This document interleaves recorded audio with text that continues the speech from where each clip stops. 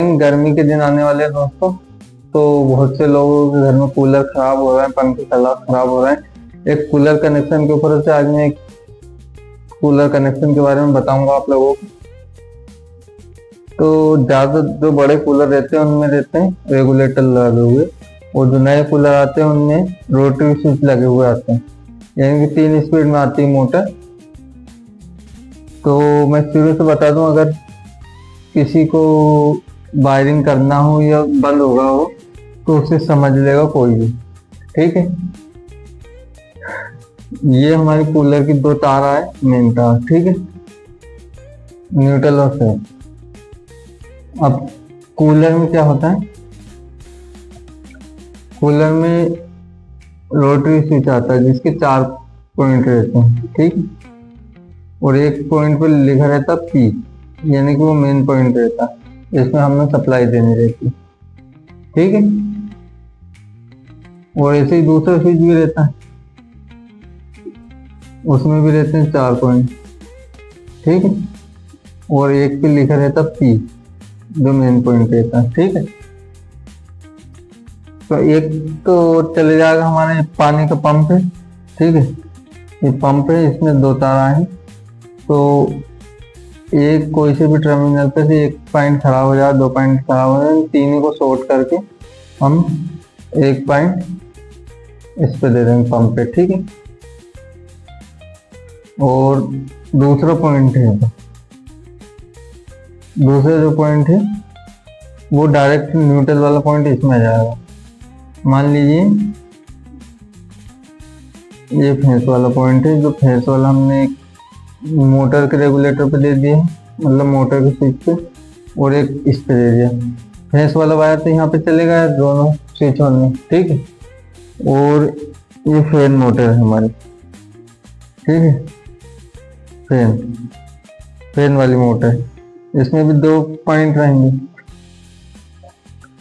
अब इसमें रहेगा क्या, ये जो न्यूट्रल पॉइंट है, ये न्यूट्रल पॉइंट इसमें दे दिया हमने, और न्यूट्रल पॉइंट डायरेक्ट आता है, न्यूट्रल पॉइंट इसमें से इस मोटर में दे दिया, ठीक है। ये न्यूट्रल पॉइंट दोनों में कॉमन रहेंगे, ये दोनों जो पॉइंट आएंगे यहाँ पे एक में कर देंगे अपन, ठीक है, इसलिए मैंने एक ही बना के बता दिया। अब जो कूलर की मोटर आएगी, कूलर की मोटर में आएंगे हमारे 2 तार, 2 तार में से एक तार तो हमने ये दे ही दिया फैन मोटर को।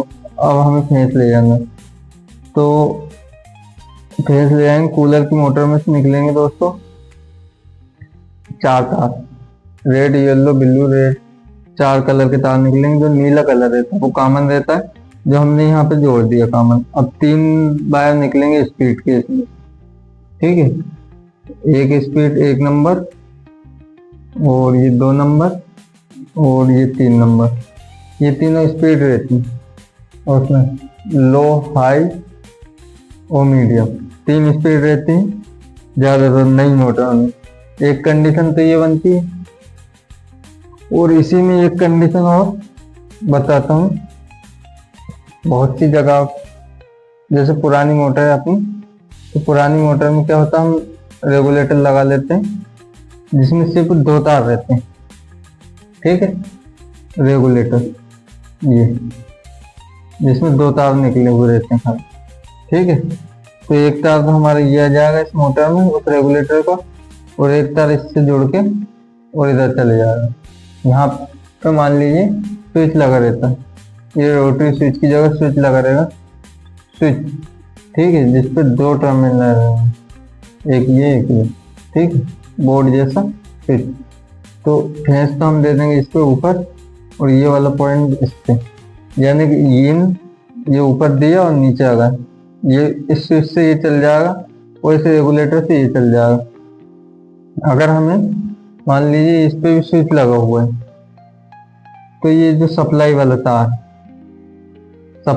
तार है, रेगुलेटर से पहले हमारे पास स्विच लगा है,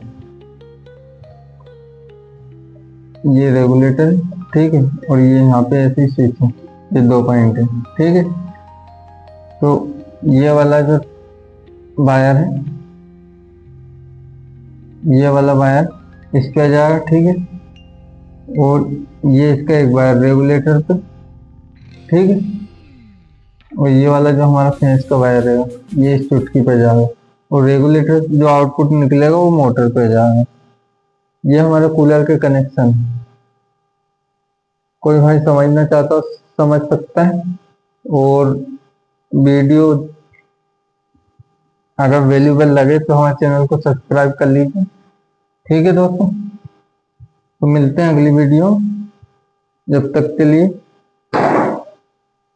जय हिंद जय भारत।